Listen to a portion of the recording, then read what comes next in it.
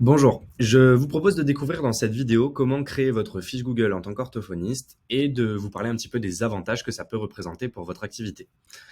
On sait aujourd'hui que 90% des recherches qui sont faites sur Internet passent par le moteur de recherche Google. C'est certainement aussi l'un des premiers réflexes de vos patients lorsqu'ils vont vouloir obtenir un rendez-vous chez un orthophoniste. Soit parce que le nom et le prénom du praticien est connu, auquel cas il va le trouver sur Google, soit en recherchant un orthophoniste proche de chez soi directement dans le moteur de recherche. Dans un cas comme dans l'autre, les informations qu'on va pouvoir ajouter sur une fiche Google vont permettre à un patient de vous trouver plus facilement. On va parler ensemble de ces informations, voir les avantages que ça peut avoir d'avoir une fiche, et on va créer ensemble, pas à pas, une fiche Google pour vous accompagner dans ce processus. Le démarrage de ce tutoriel passe par la création d'un compte Google si vous n'en avez pas. Ça se fait assez simplement, il vous suffit donc de rentrer votre nom, votre prénom et de créer une adresse Gmail. Vous pouvez aussi créer un compte Google avec une adresse que vous avez l'habitude d'utiliser. Google n'impose pas l'utilisation d'une adresse Gmail. Si vous avez déjà un compte Google, cette étape-là, vous n'aurez pas besoin de l'effectuer. Donc une fois que vous êtes connecté à votre compte Google, vous allez pouvoir commencer à créer la fiche de votre établissement. Ici, un établissement, pour un orthophoniste, ça va être son prénom et son nom, en l'occurrence l'identité du praticien. Aujourd'hui, pour l'exemple, on va créer la fiche Google de Caroline Delacrosse, orthophoniste à Bouc-Bel-Air, et voir ensemble pas à pas comment on crée une fiche Google. Vous voyez qu'ici, il m'est proposé de créer un établissement de ce nom. Ça signifie qu'il n'en existe pas encore et donc que j'ai la possibilité d'être à l'origine de sa création. Dans certains cas, Google a pu créer des établissements qui ont déjà votre nom et votre prénom de référencé. Le processus sera sensiblement le même que celui d'une création, simplement vous allez devoir revendiquer la propriété de cette fiche. Et le fait de le faire va pouvoir vous donner la possibilité d'ajouter de nouvelles informations en plus de celles que Google aura pu ajouter sur votre fiche. Ici, on est sur un processus plutôt standard. La fiche n'existe pas, donc je choisis de créer un établissement de ce nom.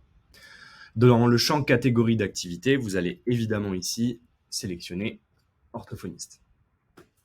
Je clique sur suivant. Il m'est demandé si j'ai la possibilité, si j'ajoute un lieu où les clients peuvent me visiter. Alors, en l'occurrence, ici, les clients, ce sont plutôt les patients et le bureau est plutôt le cabinet. Donc, effectivement, je sélectionne oui, je clique sur suivant. Et logiquement, Google me demande ensuite d'aller indiquer mon adresse postale. Donc évidemment, ici, il faut indiquer l'adresse du cabinet. Pourquoi? Parce que l'adresse, c'est celle qui va être indiquée dans Google sous votre nom et prénom lorsqu'un patient va faire sa recherche. C'est aussi cette adresse-là qui va être utilisée dans l'outil Google Maps pour pouvoir permettre à un patient de cliquer sur l'adresse et d'être guidé directement vers le cabinet s'il a l'habitude de le faire. Donc ici, vous remplissez l'adresse. Vous voyez que dans la plupart des cas, Google va vous faire une recommandation via Google Maps. Si celle-ci est bonne, vous pouvez la sélectionner. Si elle ne l'est pas, remplissez simplement les champs avec la bonne adresse. Vous cliquez sur suivant. Alors, ici, il a trouvé un établissement similaire. C'est juste lié à un test que j'ai fait précédemment. Dans la plupart des cas, vous n'allez pas avoir un établissement qui correspond à celui-là. Donc, si jamais c'est le cas, regardez les informations. Si ça correspond, sélectionnez-le. Si ce n'est pas le cas, vous partez sur un processus standard et donc vous n'avez aucun établissement qui correspond aux informations que vous avez rentrées. Est-ce que vous proposez des livraisons ou des visites à domicile ou au bureau? Alors là, l'item, j'aurais plutôt tendance à sélectionner non, bien qu'on puisse imaginer indiquer oui pour des praticiens qui font des consultations à domicile. Néanmoins, ça ouvre des options sur Google et sur les fiches Google qu'on ne souhaite pas voir apparaître ici. Donc, je vous recommande de sélectionner non ici. Vous cliquez sur suivant et on arrive sur une étape où il faut indiquer le numéro de téléphone et un site web si on le souhaite. Alors le numéro de téléphone va pouvoir servir dans certains cas pour l'étape de validation de la fiche, on le verra ensemble par la suite, et dans d'autres cas, il va de toute façon être affiché sur la fiche Google, tout comme l'adresse postale. Donc ici, c'est un numéro qui va être affiché publiquement, je vous invite à le compléter avec le numéro de téléphone du cabinet évidemment. Moi, pour l'expérimentation ici et la présentation, je vais mettre un numéro de téléphone portable. Je vous recommande également, si vous avez un outil pour la gestion de votre patientèle, d'indiquer ici l'URL de redirection vers l'outil que vous utilisez. Chez Ortholist, nous, on fait de la gestion de patientèle, de la gestion de liste d'attente avec des rappels par SMS, etc. pour les patients. Et on crée une fiche pour chacun des praticiens qui s'inscrivent sur l'outil. Cette fiche, elle rassemble différentes informations, elle a aussi l'adresse, etc. Mais elle est plus adaptée à la profession. Donc, par exemple, je copie-colle l'URL de la fiche Ortholist et je l'indique dans le champ site web. Vous allez voir ensuite que ça permettra à mes patients de manière très simple d'atterrir directement sur l'outil que j'utilise pour pouvoir gérer ma patientèle. Et on reverra ça ensemble à la fin, évidemment, avec le résultat de ce qu'on aura créé ici. Donc, je clique sur suivant ici. J'ai quelques questions qui vont m'être posées par Google généralement. Au niveau de l'étape de validation, ici, vous allez avoir plusieurs scénarios. Je vous en parlais tout à l'heure. Soit Google va vous proposer de procéder à une validation par téléphone ou par SMS, soit Google va vous proposer de faire une validation via carte postale. Ici, vous n'avez pas la main sur ce que va vous proposer Google. Ça va dépendre de différents facteurs qui sont un petit peu opaques. Mais dans un cas comme dans l'autre, vous allez devoir valider votre fiche d'établissement. Ça permet à Google de s'assurer que vous créez une fiche en conformité avec les exigences de sécurité qui sont demandées par Google.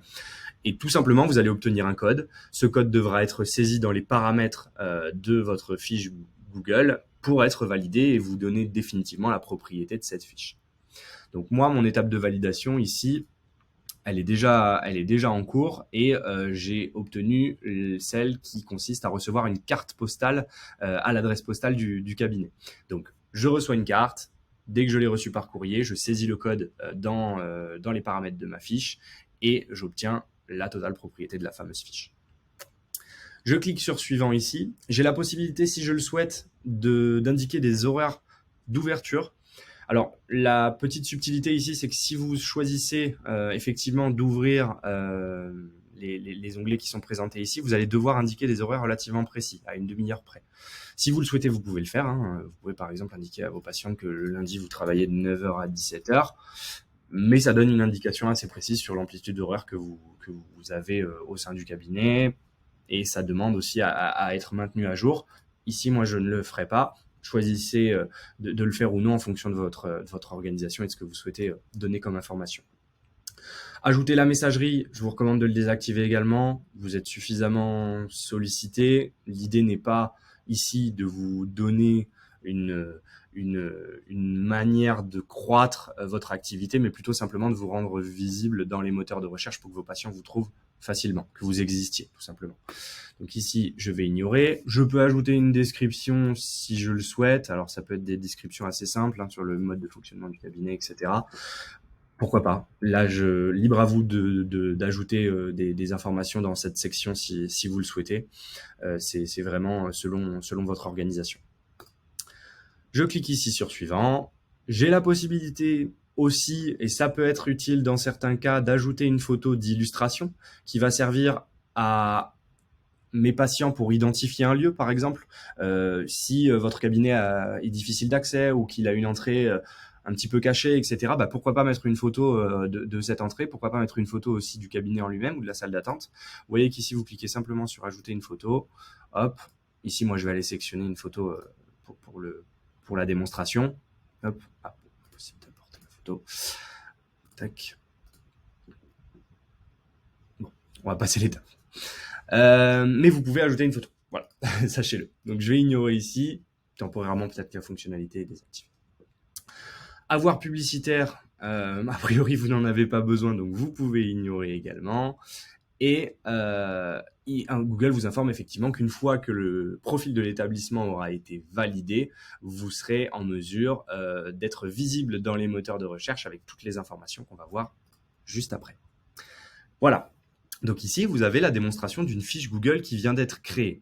Ce qui signifie que lorsque je vais faire une recherche en tant que patient pour rechercher Caroline Delacrosse, orthophoniste, je vais avoir un résultat qui va ressortir de manière plus poussée que les autres sur la droite de mon écran ici, avec des informations sur la localisation de ce professionnel, son adresse, son numéro de téléphone s'il a été renseigné, et toutes les informations que vous voudrez compléter dans cette fiche.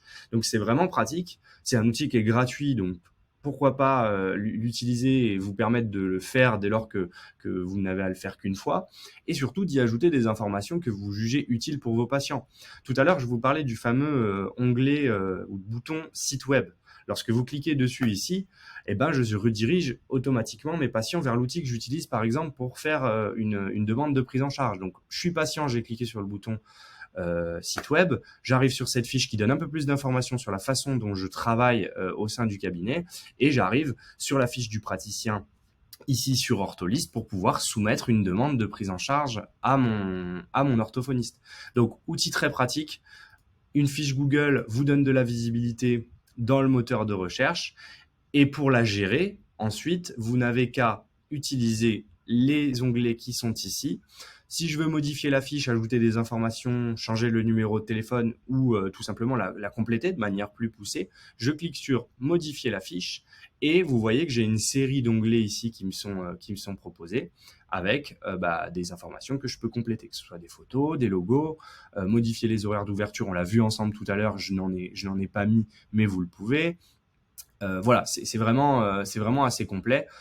De manière assez basique, vous pouvez la compléter avec les informations qu'on a vues ensemble ici, numéro de téléphone, adresse postale, une URL de site web sur laquelle moi je vous recommande fortement de jouer parce que c'est très pratique pour les patients. Et vous pouvez vous arrêter là. La fiche est créée, elle dure dans le temps, vous avez de la visibilité.